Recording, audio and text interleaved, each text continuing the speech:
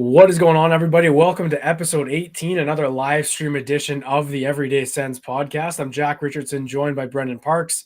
Brendan, we're hitting the ground running here. We've done this already. This is going to be a no stress episode for us as we join everyone here on YouTube, and obviously if everyone's listening on audio following this live stream, then we welcome you there as well. But for everyone watching on YouTube, thank you for stopping by. Brendan, how you doing on this Friday, June 23rd? The off season is officially underway next week. How's it going? It's going good. Yeah, I know we've got the draft here coming up in the next few days. I know like nobody's talking about that on Twitter or anything for the Sens really. It's weird because we've been so hyper focused on the draft in the last few years, and now we're just not at all talking about it. I hardly know any of the prospects past the first round at all. So that's a good thing though. Like we don't want to be talking about the draft a whole lot now, although I do think, the potential for a first round pick is still there with the whole DeBrincat thing. So yeah, today we're just going to dive into some Sens talk. We've got a few cool little segments to do and dive through, but I think we're going to start with some schedule talk that got released this morning. Yeah, so it wasn't, I had to do a double take. I thought it was the actual schedule, and I was like, wow, okay, we really need to kind of dive into this one here. But obviously it wasn't. It's just the preseason stuff. We knew that the Sens were heading out to the East Coast at some point during the preseason for a couple games, just like they did last year against the Habs. But this time it's different. It's against the Florida Panthers and against the Pittsburgh Penguins in Nova Scotia in a bit of a hometown reunion for Sidney Crosby and Drake Batherson from the Halifax area. So the Sens will be playing there against Pittsburgh, and then against the Florida Panthers on I don't know the exact date, but they'll be playing in Sydney, Nova Scotia. So again, kind of close to Halifax, just in that area. But what do you think about kind of? I don't want to say it's promoting the brand, let's say, but it's it's clear what the Sens are trying to do here is just saying yes to these things. Like not every team does it, but they're going on these trips just trying to. I think it looks like they're trying to just promote the Ottawa Senators as a small market team here. That we need to, in that area of Canada especially, there's a lot of people from there on the Sens right now. It's important to kind of reach out there. Yeah, well, Batherson quote tweeted that with the little eyes emoji there because he's obviously from out east, and I know Norris has ties to out there as well. And last year too, I remember it was a pretty big thing. Like they went out and they had those games, and they had Norris's dad was there, and I think Batherson's uncle or somebody was there, and it was this awesome social media thing. And I know people were talking about, well, this is like the Sens social media person's dream because they're gonna have just a field day with everything going on. But yeah, I know too. Like it kind of raises the question of excuses because they do travel out there, then they travel to Winnipeg, and then I think they wrap their preseason up back home or something. But it is a lot of travel, and that's true. And then they have the Sweden trip too in early November, I want to say. So yeah, I mean, I'm not here for the excuses. I think we can have fun with it, but at the same time, fun is one thing. I'm sticking by my motto here of fun is now earned through winning. So it's important to get off to a good start, and I definitely don't love the idea of having to travel across the country a little bit here and right before the season. But people have said it on Twitter too. Like these guys are pro athletes at the same time. They're used to this, and they can prepare. Like it's not going to be too bad, and I'm not too worried about it.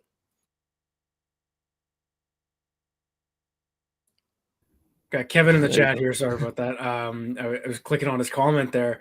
That 8 preseason games is a lot, and I don't know. I mean, I kind of agree, but they did play, I think, 8 exactly last year as well. 4 of them were against the Montreal Canadiens, and not a great, opponent, but it's also preseason. So even if you're playing, the Colorado Avalanche, there's no guarantee you're going to be getting the best players on their team any given night. So I don't know if opponent matters, but Kevin, I think there is something to that being a lot of games. I think I want to say the Jets saw their schedule. They're playing 6 games, like 8's a lot. And of course it's this trip. It's not like this East Coast trip is replacing actual home and road games in the preseason. Like it's just added on. So it's more training camp stuff. And I know last year it was seen as a good thing just based on the new bodies they had. They had DeBrincat, Giroux. Like it was a lot of new faces. That'll be less so the case this time. And it's looking like it'll be the same coach and management. So it's not a ton of it's a lot of familiarity for the Sens players going into this year. So what do you think about the length? Not necessarily the travel. I know I mentioned that on Twitter today, but I think for me, it's more the amount of games that might be bothering me versus the spacing out and where the games are. Yeah, I don't like the length either. And yeah, I saw that on Twitter too. People were kind of confused or surprised that the players don't push back a little bit on the length, just because I think we've seen it in the NFL now too. They removed a game last year just because the players don't want to do that. And we've seen how injuries can happen, right? Like we've seen how fast injuries can just completely eliminate somebody from even their whole season. And just the risk of it isn't really worth it. Like it's almost like a warm up, but do they need 8 games to warm up? I just, to me, like it's nice if you can see kind of how the lineup's going to work. And it was good to see. I remember like last year we saw DeBrincat and Giroux in the preseason, like that overtime winner against Montreal, and that got everybody fired up. That was awesome to see, and I think it was valuable to the chemistry of the team. Of course, they split up my favorite line immediately for no real reason, but yeah, the length of it, I am surprised the players are okay with. But like you said, a lot of the starters don't play more than like half the games. I doubt we're going to see the Sens starting lineup for much of that. I think they're going to want to get a good read on kind of where some of the prospects are at, because this is going to be crucial moving forward, is having guys on the entry level deal step up. And I think, and I've gone through and done a whole bunch of roster projections in this latest article I'm working on. And I think it is going to be absolutely crucial to have guys like Cruikshank or Sokolov or Greg. Like these guys need to make the step here in the next couple of years to save Ottawa cap space. So being able to see them over 8 games, and they won't play every game, but having that opportunity, I think is nice, because you can see Greg in the preseason on a line with, Claude Giroux and Josh Norris for a game. Like you can get these different matchups that might work well. So I am excited about that, but I do agree. I wish the preseason was like 4 games, maybe, if that. Like I just don't think it's that valuable of a waste, or that valuable of a kind of length of time. Yeah, I'm in the same boat, and it's good that you mentioned the depth there, right? And like the young guys who need to kind of earn a spot on this roster. Like I think last preseason, one of the biggest headlines anyway was that third line of Mott, Joseph, and Pinto being so effective, and like that's kind of a, I don't know, it's a little bittersweet for me right now, because they immediately, as soon as the season started, just dried up offensively and couldn't get anything done. Then obviously we know how it unfolded after that with Norris's injury, but like, yeah, it's difficult with injuries because it really depends on the player. Like I think Brady Tkachuk, honestly, is the kind of player who would benefit from, I'm not gonna say he's gonna play all 8, but would benefit from playing a lot of them just to ramp up. And he's a bigger player, and like, in the thing with the NHL is like every player is gonna say I'm in the best shape of my life, and they probably are, but hockey game shape is different than I'm in shape, right? So it takes a while to get your legs under it, and I think Kachuk, going back to his contract year when he sat out for a bit, took him a while to get his legs going. So I think an extended preseason is good for a guy like that. But players like Stützle, like I don't really have a concern about him hitting the ground running. Maybe as you get older, like a Claude Giroux, like it might be a good thing that they play so much. I don't know. Like it really does depend on the player, but I know that I'm not saying that if an injury happened in the preseason, I would feel the same as I did in the regular season, because you could also look at, Norris's injury wasn't anything malicious. It wasn't him trying too hard in a regular season game. It was a face-off, right? So that can happen anytime. That can happen in practice.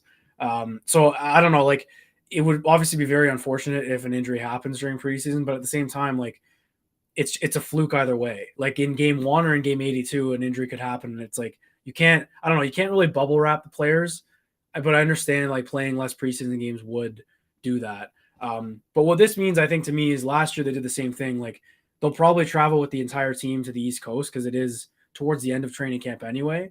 And I'd imagine the first 2, 3, 4 preseason games will be mostly the depth guys, split squad, like whatever you want to call it, just kind of going back and forth. And I believe it's kicking off on September 23rd, I want to say, maybe the 24th. I know they play the 29th as well. That might actually 24th. 24th. All right. So September 24th, we're almost exactly a few months out here, as that we're recording this and live here on June 23rd. Yeah, so there's not a ton more to say about it. However, I did want to ask you again, the trip to Sweden, which we hit on actually, I think in our second episode that it came out, maybe our third one or something. They are going to Sweden in November. I don't know the exact dates on that, but it made me think of it right away, because it's a lot. It's 8 preseason games, and then it's this in the middle of November, like in a month that we need them to do well, or at least at like the bare minimum be at 500 after November. So does this add anything to that for you, or is the Sweden thing going to be completely separate just because they'll have about 3 weeks of the season under their belt at that point anyway? Yeah, I don't know if the fatigue will really like overlap on those two things just based on the travel, but I do think the Sweden thing in itself poses risk just because they went 2-10-1 this past year, and we're gonna get to this point a bit later. Have it in my notes here for one of our segments, but they went 2-10-1 like at late October to November, and that basically screwed their entire season this past year. So to factor in also traveling to Sweden, and obviously the last time that happened, we're still scarred because things just went off the tracks after that for the entire franchise. Not that I think that's going to happen again. I just think that yeah, obviously now you've got this travel in the preseason, and then not very long after you've got to now travel to Sweden and back. There is certainly fatigue, and yes, they are pro players, and they will have like first class flights, and that's good and everything. But it's still the time zones. It's still like it's not easy to do that. So.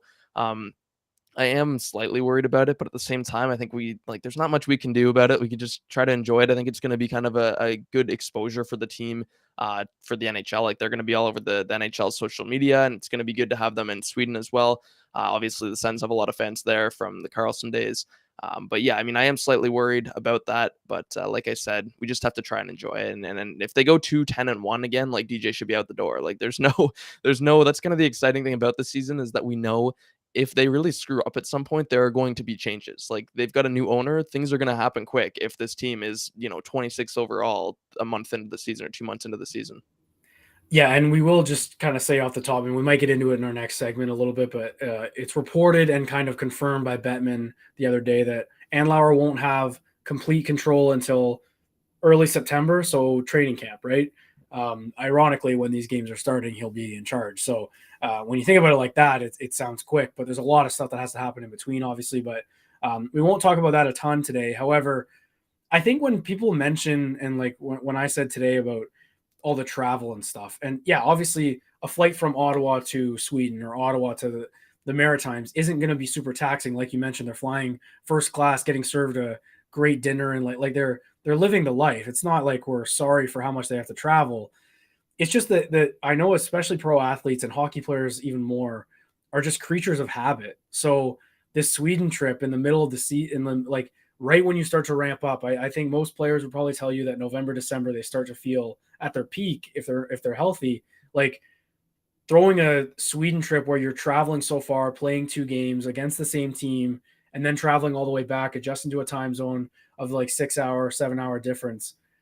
It's not about them getting tired. It's just about the routine. Like these guys are just creatures of habit. Like I said, like that's the thing that concerns me.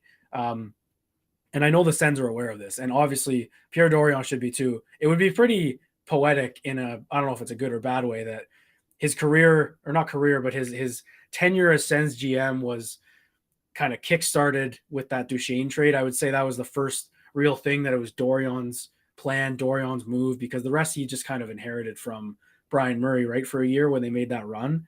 How poetic would it be if they go to Sweden again and for some reason, one way or another, this also defines this era of his career. Like I think it could be a good bookend, or it could be just a good mirror to what we used to have in 2017. Because obviously, any fan who was watching frequently enough in 2017 is going to be thinking about that when this team goes to Sweden in November once again.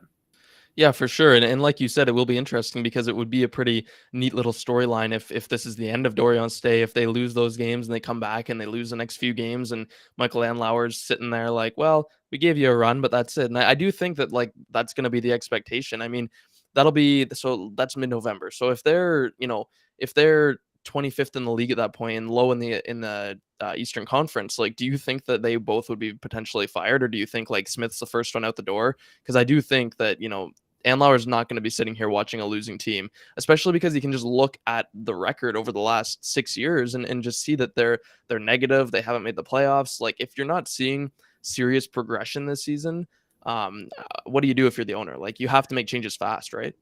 You do, and the good thing is that I think the good thing is that the core is pretty locked in. Just obviously depending what happens with DeBrincat here, but like they're not in risk of walking out the door next season kind of thing, right? Like even in a glance, let's say DeBrin gets traded, whoever you bring in, whatever, but like this fall, you'll have Giroux who's got another year and a half, and then you've got Chikrin with another year and a half. Sanderson will need a new deal. I think that'll get sorted this summer. Like if it all goes down the drain today, or whatever, like in the fall, like you mentioned, we'll be okay. Like we'll it's just about the suits essentially, right? So I think that would be all right. This kind of leads into our next segment a little bit for me, and we can just let's get right into it because I'm going to answer a little bit with that. And it's just questions in need of answering for the Senators. There's a lot of things that are going to unfold over the summer, but it's not just in the summer; it's also during the season, and like we were mentioning right now with the fall. So I'm just going to start. A question that needs to be answered is the question: is Pierre Dorion going to die on the DJ Smith hill? He's been such a cheerleader, I want to say, of DJ Smith and how he's gone about things, and for good reason. DJ's been an absolutely, I think, perfect coach for a lot of these young players. Not all of them, but a lot of them. He's been very good at getting them to be the best that they can be right now. Like Kachuk, Stutzel, I'd say Batherson to an extent. Like all these players, and I'd even argue Eric Brandstrom. Like I know it was a slower path. Like I believe in his communication and all this. He's great with the media. Seems like a great person. We've both agreed that I think he's gotten the most out of this group right now. And if Dorion is going to say, "Look, I'm going to keep you here," and just die on that hill, because like we said, if they don't get off to a good start, it'll be on coaching. And the reason that coach is still there is because of the GM. So Dorion is effectively putting his head on the line for DJ Smith. Now, that's a fine bet. You have to do it at some point in your career, and this is probably the time in the rebuild to do it. If you're Dorion, like you're at the end of the line, essentially, new owner, all that. I just think that's a huge question. And it sounds like it's going to be yes, like he's going to vouch for him and bring him back.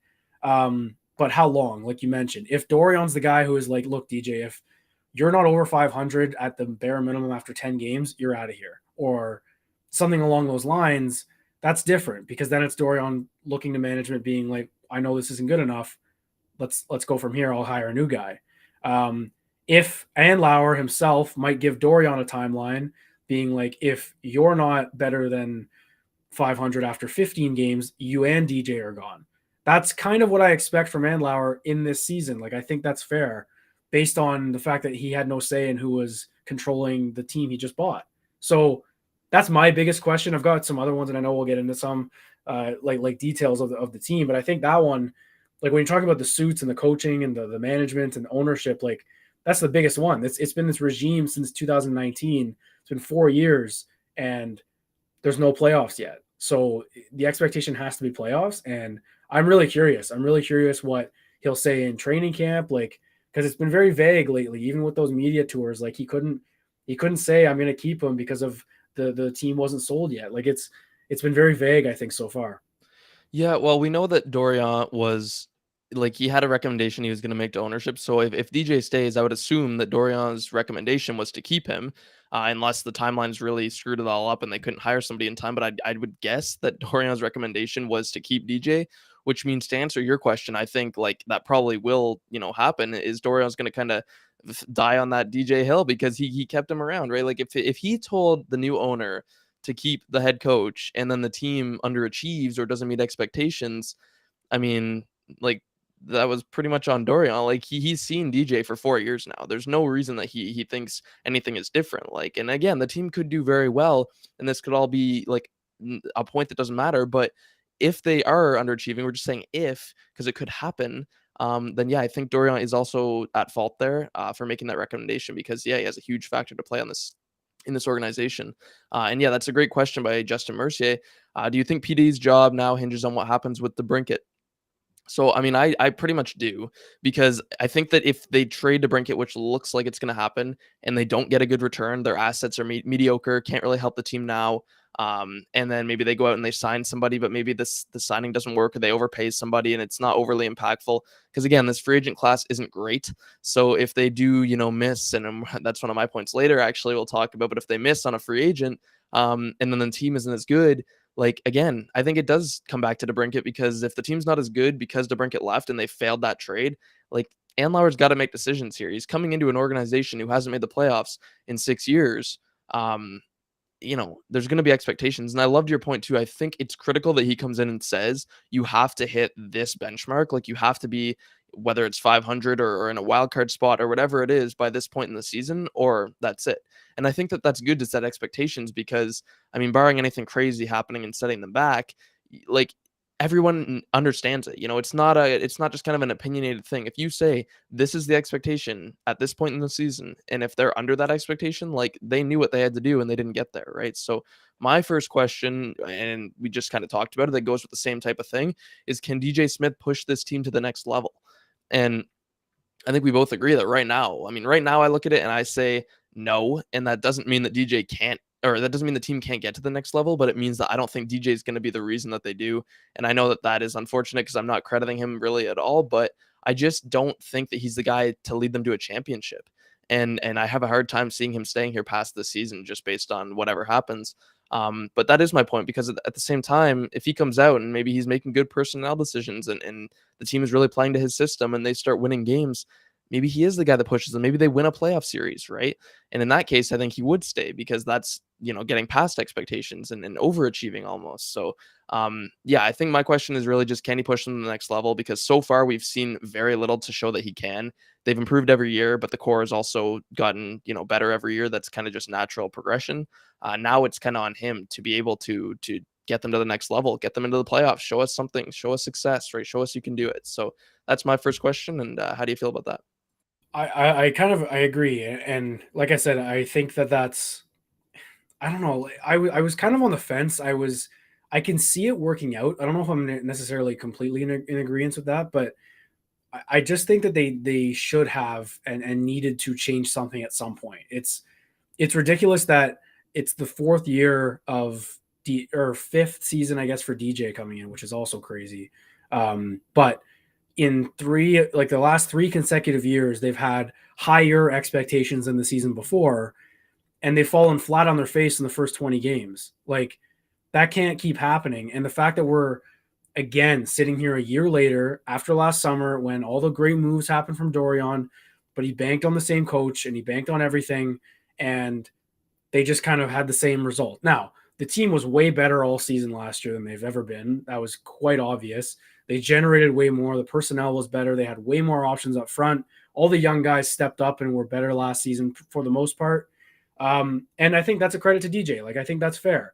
Again, I think you could also argue, and I know that a lot of people do, that you can argue that they if they had buried a few more chances, like we've talked about November, they were playing well in November, which is really frustrating. They just could not bear down and score when they needed to.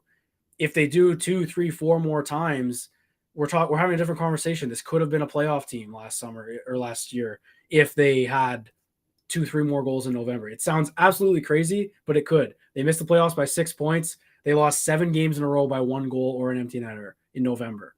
That's not a lie. That's a fact. So the margin for error was really small, obviously, and it always is in the NHL. But I think the way that they were playing under DJ when they were healthy in November and when they were at full strength, essentially, was not indicative of their production. Like, I think they played much better overall throughout the year than their production indicated. So that would be a credit to DJ and the staff, I think. And I don't like the narrative that DJ doesn't really, I don't want to say that he doesn't adjust, but I think he's more progressive in terms of numbers and possession than we give him credit for.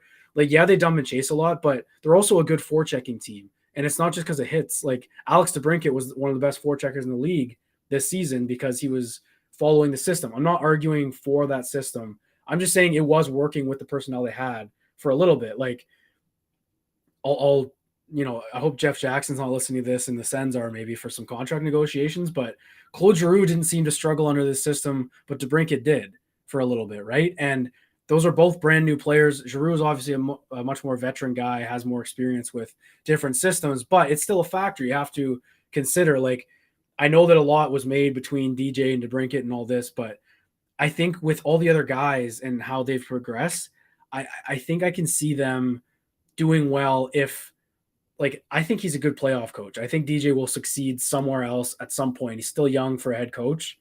I just, eventually you run out of leeway with the team, and like, it's now. I think it's now for the Ottawa Senators, but I'm still content with what was done here. I don't even know if that really answers the question. I think I just kind of dodged around it the whole time, but like, I don't know. It's just difficult to gauge for me. I think for like, I could see both sides. I'm right in the middle on the fence. I'm more black and white with Dorion. I think like I can see why he shouldn't be back, but again, it's also because he's been so confident with DJ Smith. Like it's just it's a balance, but I don't know. Like that's my long-winded answer there. Yeah, and I mean, I agree with what you're saying. I still want to see them be more of a possession team personally. Like Giroux absolutely did, but I still say if you put DeBrincat with Stützle and Kachuk all season, I still think he would have put up the same numbers as Giroux, if not better. Not that, obviously Giroux is a much better defensive player as well, and he kind of caters to that, but I do want to see them just with the skill they have. And I know Timmy put up 90 points, and that's like, it's hard to argue with skill doesn't work with DJ, but I still want to see, like, I'd love to see DeBrincat and Norris in a possession system where they can actually control the offensive zone and create high danger chances. And they don't have, and I know everybody loves this, but I'm going to say it, they don't have Travis Hamonic lobbing in these random shots that kill the play 90% of the time. Either way, I still do think that DJ deserves some credit for the team, and they have gotten better. Like they did improve 13 points this year on last year, and yeah, they barely missed the playoffs without Josh Norris for the entire year, right? And they only acquired Chikrin at the end too. The roster was not that great for a lot of the year compared to what it's going to be in theory this year, and they still were right there. And yeah, I do think he'd be a fine playoff coach too, but I just think you still have to factor in getting there. And at some point, the runway, like you said, it just runs out, right? I mean, I've got the head coach list pulled up here, and DJ's the 7th longest tenured coach in the NHL behind, the Kings, Blues, Hurricanes, Avalanche, Penguins, and Lightning, who have all had great success in that time. They might have even all won a cup. If recently with their coach that they've got, and DJ, they haven't even made the playoffs. So it's like, at that point, do you not just look at that and be like, yeah, he's a fine coach. Sure, he does some good things, but at some point we just need to change it. But yeah, I totally agree with you. And we can get into your second question here if you don't have anything else on DJ. I was just going to mention too, though, like that also does start from the top though, because they employed this system of like the dump and chase or whatever, and it was especially apparent on the bottom two lines, especially when Norris went down. It was like every entry you knew that Gambrell, whoever it was going to dump it in. You can't blame DJ for Dylan Gambrell being the third line center. Like there was no one else. They had absolutely no one else. No, they didn't account for depth at all, clearly. Like exactly, and that's not on the coach. Like that can't be on the coach. But when you look at teams that have success long term in the playoffs, depth guys step up, and that also has to be on the coach. Like DJ has to be the guy to get more out of Mark Kastelik, get more out of Parker Kelly, get more out of Austin Watson. Although I'd argue Austin Watson, low-key, goal-wise, production-wise, was not necessarily a problem the last 2 how many seasons. empty net goals did that guy score? I swear half his goals were empty net goals last year. Yeah, but he got hot. He got hot like every now and then. He'd score like 2-3, but hey, he had, I don't know how many even strength goals he had this year, but it was whatever number it was that many more than Matthew Joseph. Like players like that, you know what I'm saying? So yeah, 5v5 offense needs to be better. That's more on Dorion than I think it is on DJ, because metrics wise, they were not a bad 5-on-5 team. They were average, which is all they needed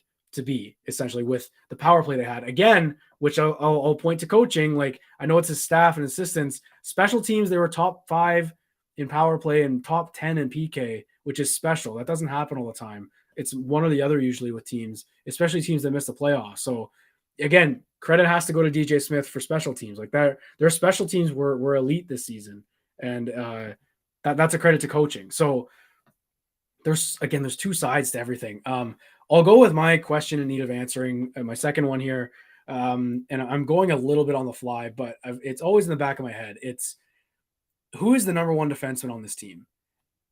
I think going into last year, it was unquestionably Thomas Chabot, but the back of everyone's mind, Jake Sanderson is probably going to be that guy one day. I think even when he was drafted, most people could have thought that. Like a top 5 player doesn't come around very often. You draft that guy to be your number 1 defenseman. I think it's happening faster than people thought. I think it was mixed with not a great season from Chabot this year and a fantastic rookie year from Jake Sanderson. So then you throw Jacob Chikrin into the mix. So this team legitimately could have and should have 3 number 1 defensemen on this team. Like all 3 of those guys are top pairing defensemen. And anyone can argue that. I will stats back it up, eye test backs it up. Like they've got 3 guys right now. So but one of them has to take the reins. And you see it in the playoffs, someone leads in ice time every time. During the season, who's going to lead them in ice time on the back end? So I'll ask you too, but I think it needs answering during the year, and we'll be able to answer it next June, probably, who the number 1 guy is. But I could see an argument for all 3 at the moment right now. So right now, who do you think is the top dog on the back end for the Ottawa Senators? Well, I guess it depends on, is the top like what we consider the top or how the coach uses them? Because if it's how the coach uses them, it's probably going to be Shabbat again. I was just quickly pulling up the numbers. Like at 5v5, and of course, like power play factors in, but at 5v5, Shabbat led all Sens skaters this year by 2 full minutes at 19:38. And Zub was closest at 17:49. And then Sanderson was down at 15:15 at 5v5. Now, I think that should be balanced. Like he had almost 5 minutes more than Sanderson at 5v5 on average, which is kind of crazy. Um, and I do think that Shabbat got too much hate this year, and I was definitely a part of that because I did feel like he was not an $8 million player. He was not his dynamic self, is how I would put it. I thought that he was making rough decisions, but I also kind of put that on how much he's playing. He's just playing too much. He shouldn't be in the top 10 for ice time leaders anymore. Like the Sens have all these options now.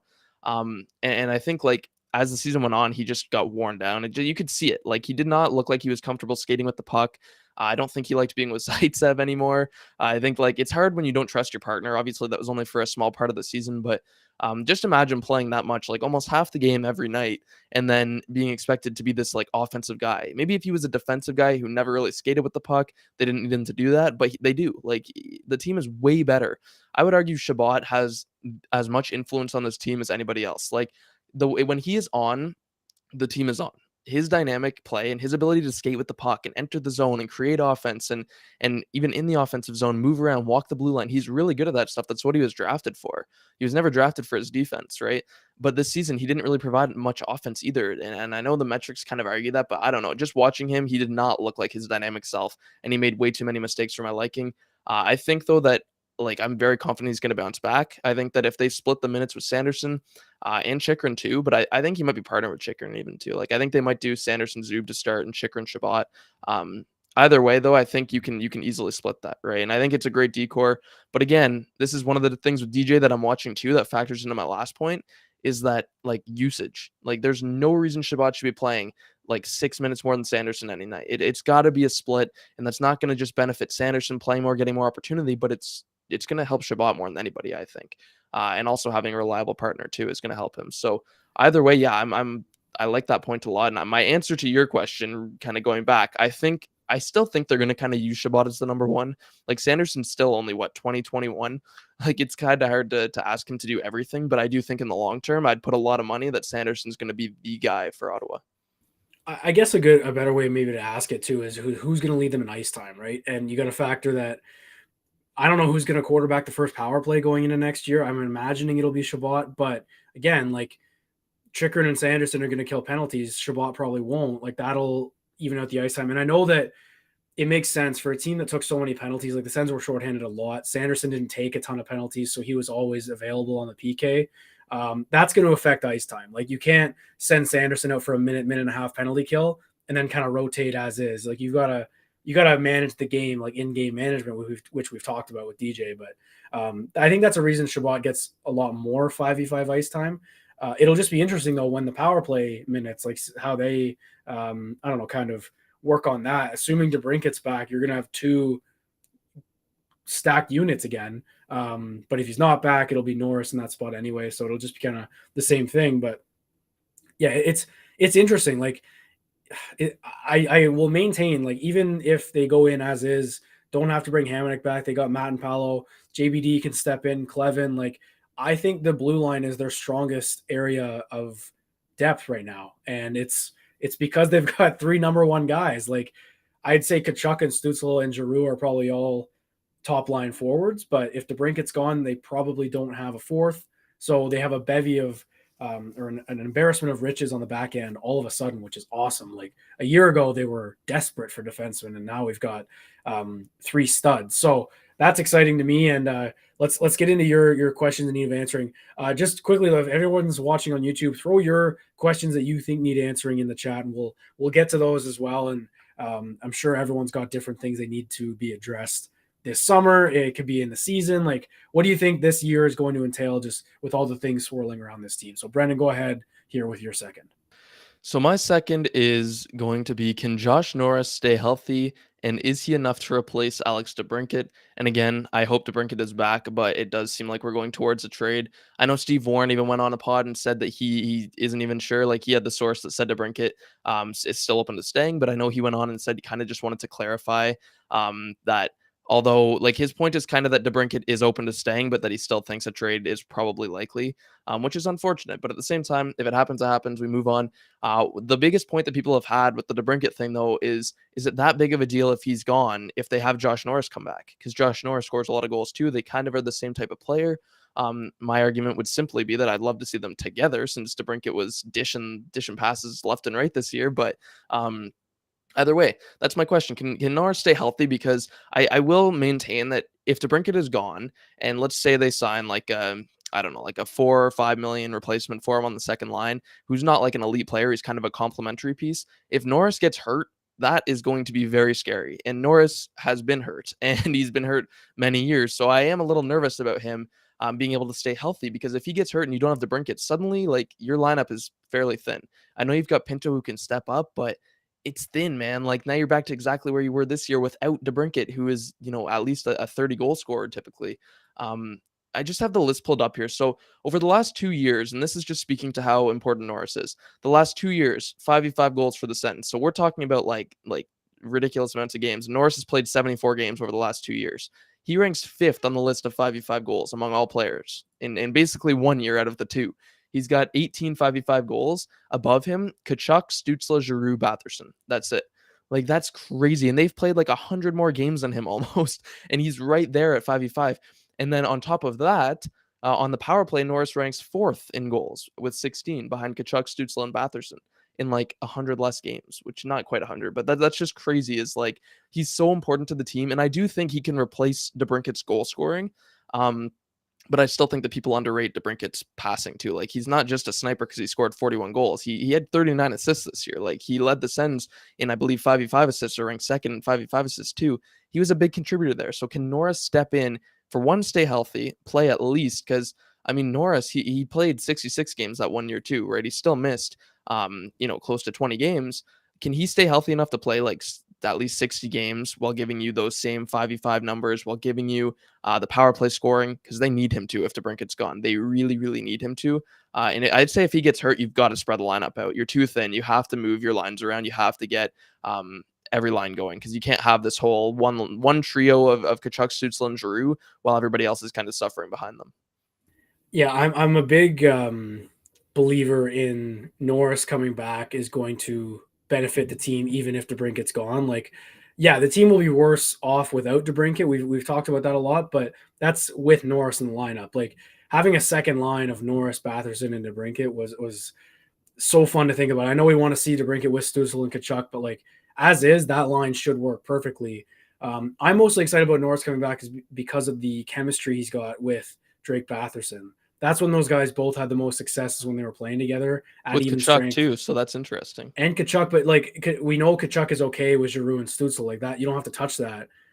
Even so, in the event DeBrincat gets traded in the next week or whatever, whenever it is, I'm confident that that second line will be good. But you're right, if healthy, like if Norris can stay healthy, they'll be good, because I like those two together a lot. They're great together at even strength, and I think adding whoever it is, like, I don't know, a Barbashev. It was in the chat there from Frank. Like, anyone added to that line, I think will be a good complementary piece. However, DeBrincat would be the best complementary piece. Let's make that clear. I think those two being back together is vital for that 5-on-5 offense. Batherson was pretty dreadful at 5-on-5 this year. DeBrincat, I know he had probably the most. Did he actually lead the team in 5-on-5 assists? Like, I believe Tim had 30 and he had 29. Okay, like that's surprising. Like, given his 5-on-5, I'm saying plus minus, but that's plus minus is indicative of 5-on-5 play. I think, just maybe not how good it is, but how effective you are. Like, it doesn't. I should say, plus minus, I don't think is indicative of poor defensive play. It's indicative of poor offensive play at even strength. I would say that's fair, or production for that matter. So, yeah, I'm not like worried that losing DeBrincat is going to kind of nullify Norris coming back, because you're right. Norris being healthy, I keep mentioning another X factor. A lot of these questions that need answering are X factors, right? Like who's going to do this and whatever. All right, I can get to my other. I think we'll end this on my. I'll end mine on my third one here, because I know you've got a third one locked up. Can the top players? So I'm saying the guys who were undoubtedly unreal last season, and I'm talking Brady Tkachuk, Tim Stützle, Claude Giroux, and I'll throw Jake Sanderson in there. Can those four guys either replicate or take their game to another level? That top line essentially carried this team to the playoff push at the trade deadline. Like they were the reason. I think if you go all in 2023, I think Tim Stützle was fifth in NHL scoring or something like that. I might be pulling that out of nowhere, but I know he was up there at least in January, February. Like that kid was on fire. And it was at 5-on-5 on the power play. Giroux and Tkachuk were outstanding. Like I'm not worried, I would say. I hope that wasn't the best we've seen of those guys. Like I don't, and it's not even numbers wise. It's just dominant play. Like Stützle can go out and get 80 points next season for all I care. But I want to know that they're as dominant. Like you mentioned Austin Watson with empty net goals. Stützle had a lot of empty net points and a lot of empty net goals. Obviously, I'm not saying it's like stat padding or anything. I'm just saying like I want to know if guys like that have another gear to their game. Like, is that it? And if it is, it's fine. Like that's if they stay at that level, that's perfect. They'll find success like that. I'm just really curious if they can take it to another level, especially Giroux, given he pretty much had a career season at 35 years old. Like if this guy's got more in the tank, like a Joe Pavelski, because he's trending that way, that'd be huge, right? That'd be amazing. And it's very similar, I should say, to that line in Dallas with Joe Pavelski, Rupe Hintz, and Jason Robertson. It's two young guys who are, drafted by this franchise with a guy who came in on the back half of his career, but just somehow has career seasons with these two young guys as one of the best lines in the NHL. So I mentioned Sanderson. He's a bit less of a question mark in that regard, because I think he's just scratching the surface. But those three guys, I want to know if that's like, is that the peak of all three of them together at least? I think that's a huge question. Yeah, that's interesting. And the point about Giroux is really interesting because that is like he's one player I've been trying to point out about the whole DeBrincat thing, where you have to understand that Giroux is like he's getting old, man. Like he's not a young guy anymore. He did just have a career season, which is astonishing to me in itself. But is he going to do that again? Like it's almost bold to say he's going to be an 80-point player next year. I mean, you can't expect that of a 36-year-old at this point. The thing about Giroux, though, is like he's just adapted his game. Like he doesn't rely on speed or skating. Like he's just so smart, right? He's able to just do like he excels in the little intricacies of the game. So I think he'll be still a contributor. But again, yeah, can Timmy score more than 90 next year? It's not all about points, of course, like you said. But that's kind of like the baseline for evaluating if they've improved or not, generally speaking. The thing is, though, is like their metrics were very good too. Like Tim and Brady, they had ridiculous. Like their expected goals for percentage was like 56 point something, which is 50 is the baseline, and that's considered like good. Like if they were closer to 60, that's that's elite. That's very, very good. I do think though they just need them to be as good. You just need the rest of your lineup to be better. That's really it. Like that line, if they can do anything close to what they did this year, and like I was just looking, that line scored 20 more goals than the DeBrincat Pinto Batherson line. And like they were good defensively, or at least average enough defensively. Just muted myself by accident, my bad.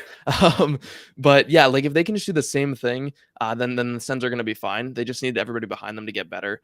Yeah, go ahead. So I'm going to add a question to that. Kind of, you mentioned if they stay the same, the Sens are good, and I agree. I completely agree. If you're Dorion, though, I'm not saying he's going to go big game hunting, because there isn't really any big name players out there. But repping for next season, and DJ even too, do you think it's safe to bank on them being the same? I think we've got a comment down there from Senator. I'll throw that in the chat or on the screen for everyone to look at. But he says, I feel Brady and Timmy will improve more than G, and like saying G will regress. Wild, we still haven't seen peak 7 and 18. And I agree. Like it's completely reasonable that we haven't seen the best of Brady Tkachuk or Tim Stützle. And with Brady Tkachuk, I mean, his brother's kind of going to be the comparison for the rest of his career.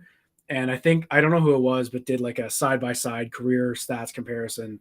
It might have been Locked On actually who did it. It was a good graphic. It was like, next season and the season after, if Brady hits 100 points like Matthew did the last 2 years, he's on pace to become what his brother is, which is one of the best players in the NHL. Like we always talk about Tim Stützle being the guy who's going to be the superstar.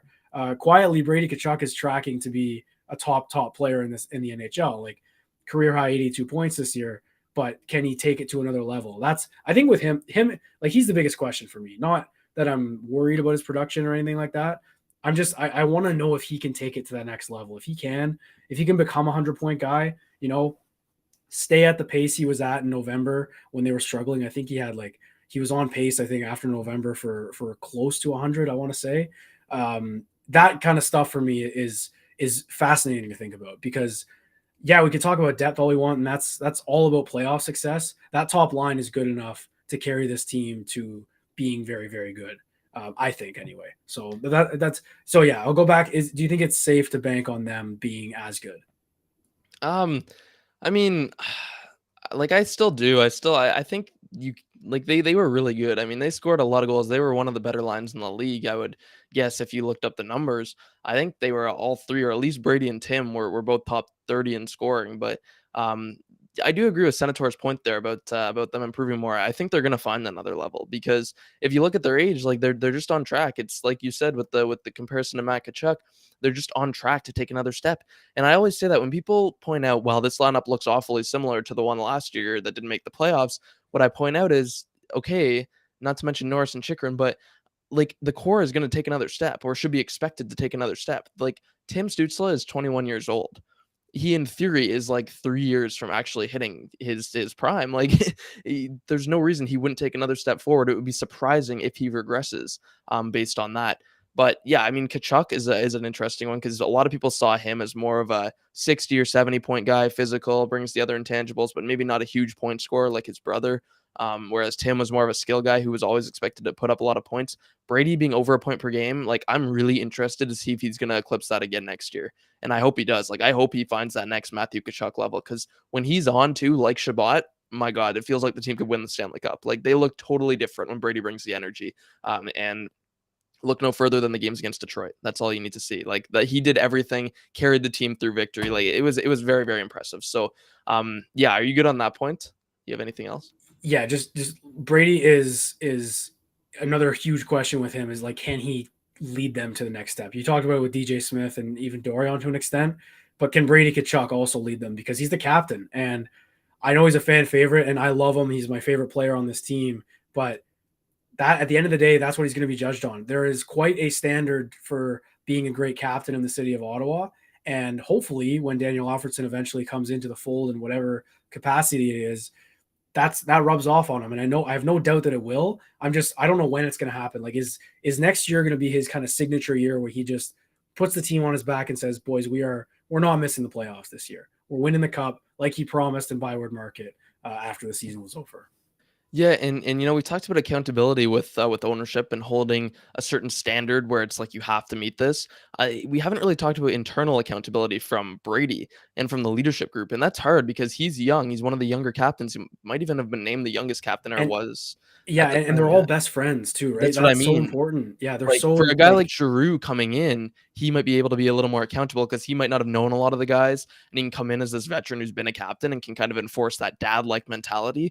But for Brady Tkachuk, who's only 23 himself, like he's kind of grown around these guys, become an adult around these guys. Is he able to actually hold accountability? And he's not going to be the one like necessarily criticizing their play or like telling them exactly what they need to do, but he still has to be able to hold that standard where it's like, yeah, we can't be messing around. We need to focus on the playoffs. Like this is our time. This is our crunch time. Like, can Brady Tkachuk do that along with the other leaders too, right? Because it is still a young team, and you know how young people are. Like you have to have this certain mentality to be a playoff team. And I think to reach that next step, I think most of it does fall on like DJ and the coaching and everybody pushing them. But there is going to be an on ice perspective to that of Brady, especially just being able to lead them to the next step.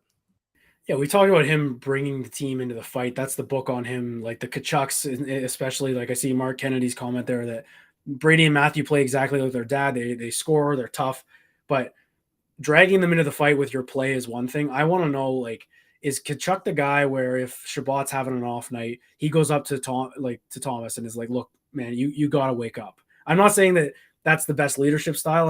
I wonder what he's like, because like I mentioned, he's best friends with all these guys. He was best friends with Josh Norris. Like it's hard when you're a leader on a team to kind of bridge that gap, right? You have to be the guy who leads by example, and he's been doing that for seasons now and for years, like since he got here. But can he be that guy who can prod someone and be like, "Look, like you got to wake, like Timmy, you got to not be dancing around with the puck too much," like stuff like that. And I think we've seen it too in some clips and all that. I'm not doubting that he does it, but it's on another level now. The pressure is going to be there. He himself admitted that they folded under pressure last year. He said it got to them, and once they started playing freely, they were okay. I know that ideally you want them to play freely now. They're not going to be like free of pressure. There is going to be pressure on them in training camp in October when the season starts. So I'm really, really curious to see how he handles it. Like it's a big season for Brady Tkachuk, I think, of all people. It is, yeah, and like he said the thing with the pressure and folding, but he also said when they had that 5-game losing streak at the worst time when they lost 5-0 to Chicago. After that game, he said they were cheating, and he came out publicly. And I love the transparency like that when they come out and actually acknowledge to the public, because people were angry. I was angry after that 5-0 loss to Chicago, and it almost does feel, and you're not necessarily entitled to it, but it feels like you deserve answers. Like you deserve somebody to come out and say like why you just failed that hard, because there's no reason to lose at that point 5-0 to Chicago. He came out to the media and he said we were cheating. Like we were not playing our game. We were cheating and we admit that and we need to be better. Of course, they responded with 4 more losses in a row, but like it's just the point of, can he now next season go into the room and actually show that like that passion and kind of enforce it? Like that's enough cheating, because they did keep cheating after that happened. Like the next 4 games they kept on that same trend. And it really screwed them. If they could have won some of those games, they would have been in the playoffs. So, and I know we're talking a lot of ifs, but it's true. And so I think Brady is the one now on the hook. If he comes out to the media and he says we were cheating, he needs to go in that room and he needs to get in their heads and be like, we can't do that. We need to play our game next game. And yeah, that comes back to the whole losing streak thing. I think we talked about it. I can't remember the numbers, but on one of the last pods, like every playoff team afforded, I think they were afforded 1 5-game losing streak, and like no playoff teams lost 7 games in a row last year. I think Ottawa it was lost less than 7. 5. I think Yeah, it it was might have been less. Yeah, 4. It might it have was been like they had 4. one Yeah. 4, because I went through and looked at every playoff team. I think they had 1 4-game losing streak, and if like no team had more than one. Ottawa had a 7-game, a 5-game, and a 4-game. I think 2 4 games. So it's like I think it just falls on leadership to be able to prevent that from happening and to be able to get this consistency going. And we are getting past the point of them being a young team, quote unquote. Now it's time to step it up here. Like I mean, everybody's job is on the line. And I mean, the core is signed, but like Chikrin's not signed long term. Sanderson's not signed long term yet. Giroux is getting older. Like these guys still have something to prove and something to earn. So with that, I think we can move on to my third one. We've really pumped Brady Tkachuk's tires up here. He better be ready to go, because my goodness, like he's at the helm here. But yeah, my third one. So shameless plug again. I'm writing an article on. I've gone through and looked at every DeBrincat trade partner, and I've literally gone through every roster, who the Sens could be looking at, targeting, trading for. I've gone through using Cap Friendly. I've made projections for every single trade, like factoring in who the Sens get, who they sign in free agency, who could work. And honestly, like I was pleasantly surprised by how the rosters look after trading DeBrincat. I've always wanted to keep DeBrincat, but like after looking at some of these rosters, man, and getting back, spoiler alert, Nashville is my top partner, and they get Philip Tomasino in the trade. You plug a Tomasino in, you sign a Connor Brown, you sign a Corey Perry, you sign a Laurent Brossoit. Well, the lineup looks pretty damn nice, let me tell you. And yeah, anyway, shameless plug there. But the point of what I'm saying is my question is pro scouting able to prove themselves? And this comes back to another article of mine where I talked about depth and the bottom 6. So Ottawa's bottom 6 this year, their most common group, which was Kastelik, Joseph. I'm in a blank right now. I know I am, but their most common 6 players in the bottom 6 based on games scored 17% of their 5v5 goals in total. And I looked at other common bottom 6 groups for every playoff team, and theirs were all around 30%. So Ottawa's bottom 6 has to be a lot better next year. And that comes back to pro scouting, because this has been an issue for a long time, being able to evaluate the market, find cost-effective players.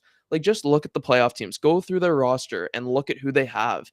Like, it's not flashy players, but it's cheap players. It's players who like Corey Perry is a great example of someone who you can bring in, and he's going to bring you the toughness, the grit, but he's going to put up some points too, right? He's going to contribute when it matters. He's going to be a leader. I think pro scouting has to be able to find guys who can contribute on the ice and bring the intangibles.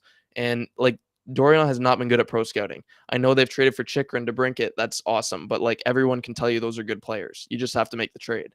Can they go out and can they find these depth guys who are actually good? And that could be too, like committing to an Angus Crookshank on the fourth line. You just need more from your depth, and of course that DeBrincat trade. Like, this comes back to my question of, is pro scouting able to prove themselves?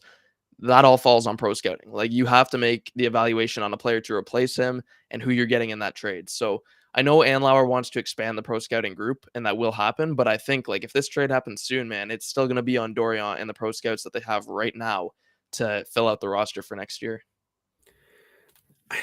I like that one a lot, and it's going to be huge. And it comes down to that question we had about, I think it was from Justin, about is the DeBrincat trade kind of make or break for Dorion in Ottawa? And you said, yeah, and the pro scouting's part of it. It's reported and pretty confirmed that he's not looking for just futures.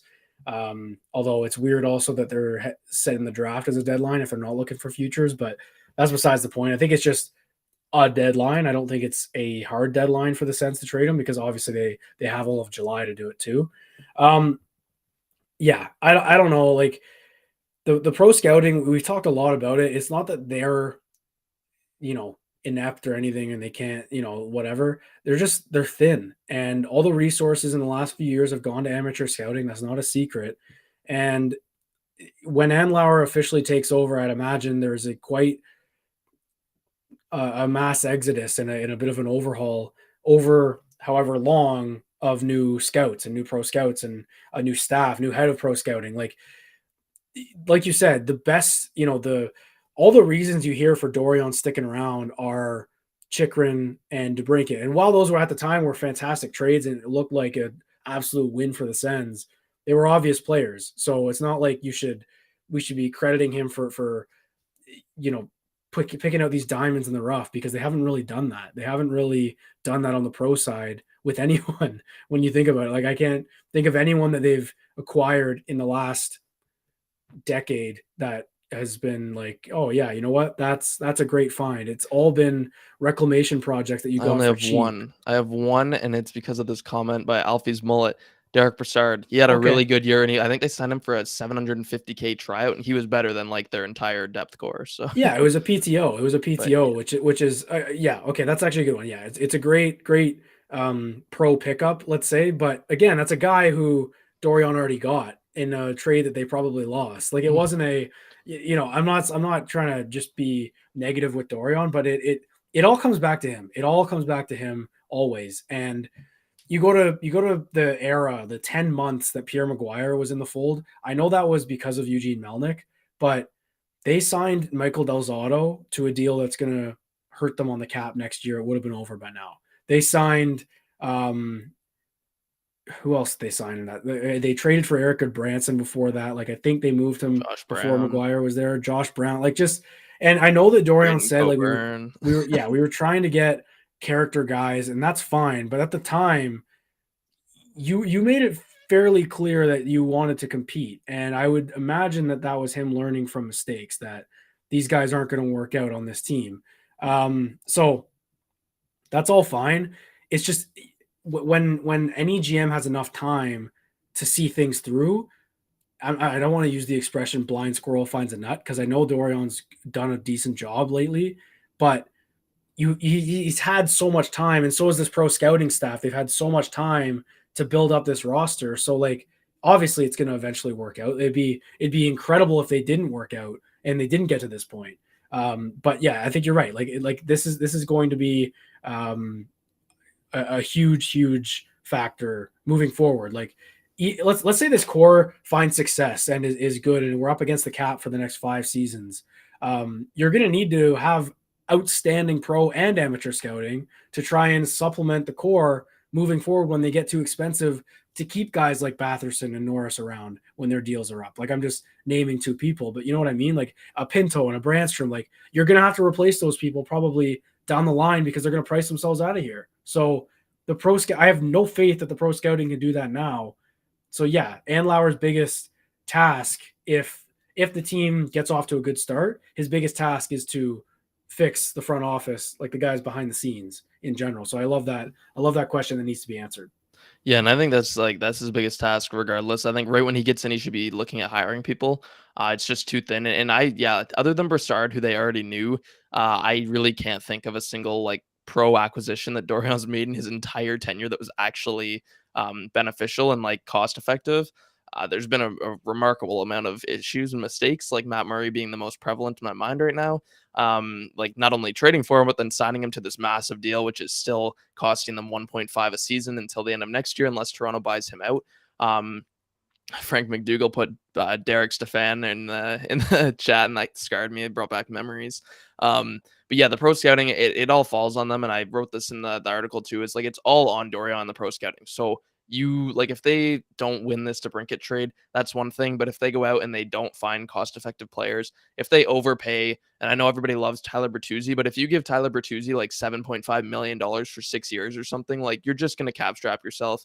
It's a dangerous game you're playing in the free agency pool. They have to be able to avoid any bad contracts. Like you can't be overpaying somebody right now. I know the cap's going to rise, and if they don't sign DeBrincat, you're a little more flexible. But if they get stuck with a long-term bad contract at this point, it's going to be tough. Because yeah, you've got Sanderson, you've got Chikrin, right? You've got to find somebody for Giroux replace. There's a lot of people you still have to sign to fairly big deals. Zub's deal will be up in 3 years now. Like you can't get cap strapped. It's all about finding cost-effective options now. So it's funny you mentioned that, right? Because I think Dorian at the end of the season mentioned, I don't think we have a bad contract. And I mean, the only one you could argue is bad is Joseph. And based on last season, it was. I think he's primed to be a solid depth piece. I don't think he could get any worse. He'll be better. That's true, but he was also great on the pen. Like his underlyings were good, and I'd attribute a lot of his struggles at even strength to having a carousel of line mates for the whole season and injuries. Like he struggled to find his footing. Like he's a prime bounce back candidate. Other than that, though, no bad contracts. Like I don't think anyone could argue that they have a bad deal. There's just a lot of big deals. Like they have a lot of contracts, right? So that will go into a little. Let's finish off with this one because again, we're going an hour here. This is our new benchmark, an hour-long podcast. But from Canadian Behavior, they ask, how much would we get Sanderson for? Jake Sanderson recently switched agents to Pat Brisson, and by all indications, that means he's gearing up for some contract negotiations. Probably going to be offered an extension this summer, I would imagine. I don't know what number it would be. Personally, I'd be all over that. I would do that tomorrow. I know you were in the same boat. I think you even said 8x8. Maybe you do. No, I would give it to him today. I would offer him 8x8 right now. I don't care. I think he's going to be worth. It's like Timmy last year. They gave him 8x8.35, and the entire league thought that it was abysmal and that it was a complete mistake. People were calling it the worst contract in the league. I saw somebody, a nonsense fan, it might have been like NHL Watcher, one of the big Twitter accounts just about hockey, said Ottawa has the best contract in the league with Tim Stützle. And last year, it was the complete opposite. I think it's the same for Sanderson. You've got a guy here who's going to be, like you said in our very first episode, a Conn Smythe type of player, right? And I love that. That's my favorite quote we've had this whole time. I think you lock him up right now. 8x8 sounds ridiculous right now. I think even next year, though, you're going to look back when he's potentially leading the Sens in ice time every night, and he's just this elite defenseman, and you're going to say, wow, he would have demanded like 10 million if we didn't lock him up. So I'm down for it right now. Yeah. Yeah, that would be a great just, I don't know, not like to make people feel better, but how good would it be if they have to move DeBrincat? It's kind of a trade, and then you turn around and give Sanderson 8x8, and you're like, that's why we didn't sign DeBrincat to 8x9. I know it wouldn't be a perfect scenario, but like that would ease the pain quite significantly if you can allocate some of that cap to Sanderson. And like you mentioned, summer of 2024, the cap is expected to go up pretty high. Okay, one final one. We didn't plan this before. I didn't ask you this before. When the Sens start next season, and let's say you don't, you fast forward to the end of the year, and what would you be more surprised to hear? The Sens made the playoffs or the Sens didn't make the playoffs? from right now until the end of the season, you don't know anything about what's going to unfold in the next week, the draft, free agency, nothing. And light it up in the chat too. Just let us know, like, what would you be more surprised to hear, that the Sens made the playoffs next season or that they don't make the playoffs as it stands right now on June 23rd, 2023? That's an insanely difficult question right now. Like that's a hit to the face. Like because I think before the season I'd be a lot more confident with this answer just because I think you know who they got for DeBrincat. God, that's hard though. I'm excited to hear your answer, buddy, because I'd be more surprised if they miss. Okay. Because not knowing coaching, management, nothing, not knowing even how Andlauer does with the new staff, like not knowing any of that, I think based on Batherson, Norris coming back, Joseph possibly bouncing back, like it can't get much worse than it was at 5-on-5, right? And that might be a terrible quote. I might get absolutely memed for that if someone wants to dig back in the future. But I think that based on who they have, bounce back seasons, all of that, they were right there anyway. A full season of this strong decor, I'd be shocked if they missed the playoffs, even if they only trade DeBrincat for a first. I don't know. I would still be shocked if they don't make the playoffs. Yeah, they have to. That helps me. They have to, and the players know agree. it. That's why. I would agree. I think I'd definitely say I'd be shocked if they missed, but I don't know. The pessimistic side of me is scared that like they're gonna go out and sign somebody who they think is really good to replace DeBrincat. In reality, the metrics are like not anywhere near as good. It's not gonna work. Norris is gonna get hurt. They're not gonna get a goalie. Forsberg's gonna get hurt. Like so many things could go wrong, right? But yeah, I would say based on the expectations and what we know right now, and hopefully kind of being optimistic about Norris's health, like and Chikrin's health too. I will agree that yeah, I'd be more surprised if they missed based on what we know. But at the same time, I think things do have to go right. Like you have to be cautious. And I do think everything is very reliant on the next month or so here with the DeBrincat and free agency because they've got a pretty big hole to fill, and not just that, but the depth. Right? They've got to get the depth, and they also need to tell us what their plan is for goaltending. I know you like Forsberg and Sogard. I know a lot of people in the chat do not. They probably will say they need to acquire a goalie. So, yeah, I don't know. I mean, I would say I'd be more surprised if they missed, but at the same time, I am wary based on the next kind of month and how everything's going to unfold. Okay, so you're cautiously optimistic. I'm still optimistic that they make it because I believe in the core, and I believed in the core past tense before DeBrincat was here. I think that last season just made them hungrier. Hopefully, anyway. I mean, obviously we gotta see what they're made of, and that goes back to my question about Brady Tkachuk. What can he bring this team? All that. A healthy summer for Batherson could be huge. Healthy-ish summer for Norris. Like healthy summer for Chikrin. Shabbat should be bouncing back. Like I think another year of development for Jake Sanderson. A healthy summer for Jake Sanderson. He wasn't healthy last summer. Like there's a lot of factors pointing to this being a very strong year for the Ottawa Senators. Now, we'll have to wait and see. I really hope I don't have to eat my words on that one, but we'll wrap it up there. So thank you everyone for joining in here on this episode 18, another live stream edition. These are becoming fun, and we're going to gear these up. Like we got the draft next week, free agency on July 1st. Like we'll maybe not on the day of or late, but some reactionary live streams are in the future for sure this summer and for sure moving forward. Quickly, we got to touch on the World Juniors being announced in Ottawa. Like there's a lot of Sens stuff happening right now, but that's next winter. So not now. Do you remember the 2009 one at all? No, no, I was not there. I struggled to remember last night. Like I can't remember way back in 2009. What happened at that one? Was that no? That wasn't the one where Eberle scored. It was okay. I do partially remember that. So arguably, like one of the best Canadian World Junior moments was in Ottawa. The only other time it was in Ottawa, and now they're coming back next summer. Or next winter, I should say. Hopefully, there's some kind of Sens prospect on Team Canada. A lot of Sens prospects at the tournament. I'd imagine that's some incentive to draft for the Sens moving forward. Like it's just a little nugget in the back of the head, like pick guys who are going to be at that tournament. But yeah, it's awesome. It'll be great for the city of Ottawa. We can get into that later. But all right, that is it for episode 18. Thank you everyone again for joining in. For the members for everydaysens.com, tomorrow we are going to record a members podcast. Brennan will put up a question on the Instagram story. I don't know if it's up yet. Yeah, I already asked. I've got a bunch of questions. We're going to do a Q&A. It has already out. Perfect. So we're all set. We're going to record that tomorrow. If you're wondering what it is, subscribe to everydaysens.com. You get added to the close friend story on Instagram. Every now and then we'll pose a question and ask the question on a podcast that is only available to members of everydaysens.com. So thank you everyone for hopping in. Like the video, subscribe to the YouTube channel as well, and we'll see you guys for episode 19.